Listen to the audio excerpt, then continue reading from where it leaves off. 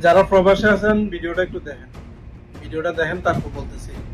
মাত্র 30 সেকেন্ডের একটা ভিডিও করার কারণে তার সাথে কি করছে, সে এখন দেশে কেন গেছে, তার মুখ থেকে শুনুন। ইরানের একটা ভিডিও ছাড়ছিলাম আমার মোবাইলে, আমি টিকটকে পোস্ট করছিলাম। টিকটকে 2 লাখ ভিউ হয়েছিল, 93,000 লাইক হয়েছিল। আমার ইরানের দেশদ্রোহী বানায়, আমার ইরানের সাপোর্ট বানায়, আমার রিমাইন্ড দিচ্ছে, মারছে, সবকিছু করছে। আমাকে ধরছে, আমার কফিলে না ধরাই দেয়া গেছে, আমার আই ট্র্যাক করে ধরছে, আমার মোবাইলে ট্র্যাক করে ধরছে। আমার কফিলে আইসা আমার দেয়া গেছে মক্করের ভিতরে, মানে যেখানে থানা বলে ওটা হলো মক্কর, ওই থানার ভিতরে আমার ঢুকাই দিছে। ভিডিও একটা ধরেন একটা ড্রোন পড়ছে, ওই ড্রোনটার পিছনে একটা সাইরেনের একটা ব্যাকগ্রাউন্ড মিউজিক দিছিলাম, যেমন আরবিতে ওই মিউজিকটা হারেক হারেক বলে আর কি।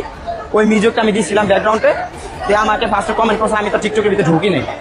ওনারা মনে করলেন আমারে ফার্স্টে ধরছে ইনতাইতুল্লাহ খামেনি, ইনতা মুসলিম, মানে বলতেছে তুমি কাইতুল্লাহ খামেনি, তুমি কি মুসলিম?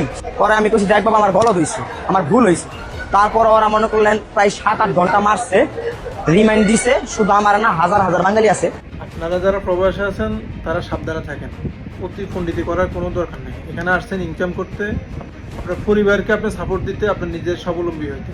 তো সুতরাং আপনারা সেদিক দিয়ে আপনারা খেয়াল রাখেন। এই বর্তমান পরিস্থিতির কারণে আমার দেশও বিপদে আছে, সব দেশে বিপদে আছে। বাংলাদেশের বিপদটা আর বেশি হবে। আপনি যদি দেশে চলে যান কোনো কারণে, সেই বিপদটা আপনার পুরো পরিবারের উপরে পড়বে। সুতরাং চিন্তা ভাবনা করে আপনারা যা করার করবেন, এখানে আসছেন কাজ করবেন, এই দেশের সরকারের আইন মেনে চলবেন।